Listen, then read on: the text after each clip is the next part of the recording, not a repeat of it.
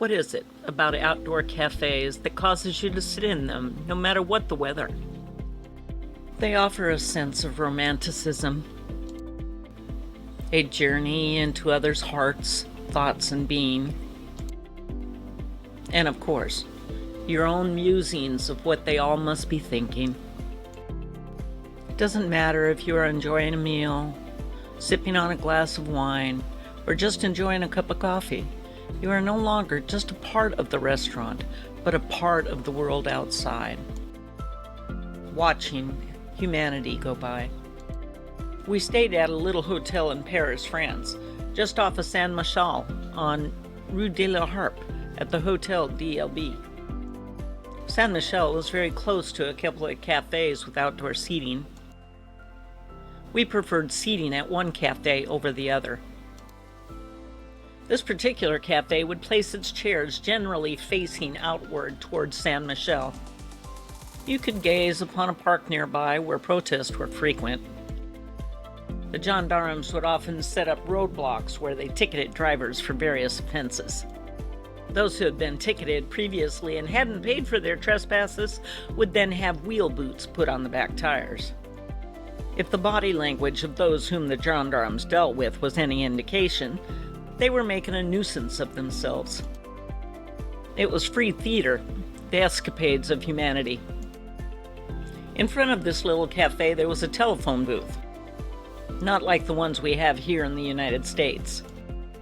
There were 4 sides to it, each had a little enclosed area with a payphone in it. Back in the day, it was very expensive to have a home telephone, it was explained to me, and that it was used only sparingly.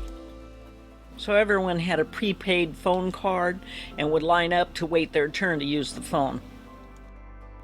This particular evening was a little drizzly, so we watched from the safety of our outdoor cafe. A gentleman with his long coat and umbrella stepped into the booth on one side. We were intrigued by his actions, not only because he was a little unsure on his feet, the door to his particular section was giving him a little difficulty. This is where the theater begins. If you have ever had to use a phone card, the phone numbers you have to key into the telephone can be very long. If not entered correctly, you get some kind of message of your error.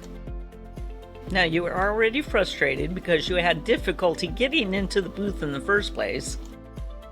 Your coat is getting in the way, and so is your umbrella.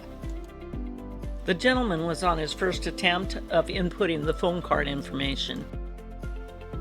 To the viewer, us, whatever he was doing wasn't right, because he started to stare at the phone receiver and slam it against the main part of the phone itself.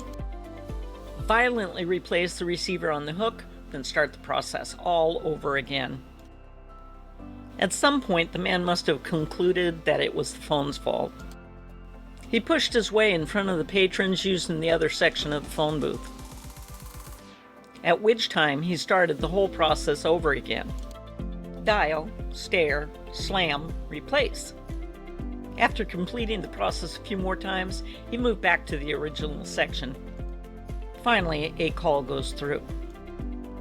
We really couldn't hear what was being said, but again, stare, slam, replace. His call goes through a second time, again, stare, slam, replace. What was the problem? Could he not hear the recipient due to his previous mishandling of the phone? Was he looking for a ride and wasn't courteous in his asking? Did he just need someone to listen to the difficulties he was experiencing? Who could have known? He finally gives up, wraps his coat around himself, opens his umbrella, and casually walks away. There we sat, warm, under the awning, with our glasses of Beaujolais, waiting for Act 2. Sitting in outdoor cafes is a time of leisure we don't often allow ourselves. We start the day out running to push the family out the door, running to make it to the job on time, working the 9 to 5, or in most cases, 7 to 6. Then there's the various activities we've involved ourselves in. There's the housework, meals, yard work, all needing our attention. The weekends are filled with chores, honeydews. We find ourselves feeling guilty for just sitting down. If only there were more hours in the day. Finding more hours in the day isn't possible. Learning how to manage that time is. Having a mentor who can show you how will save you time and effort on figuring it out by yourself. Find yourself a program that teaches you all the steps, which include step-by-step instructions, taught by someone who has been there, done that. A program that helps to change your mindset, and then has a community who has your back.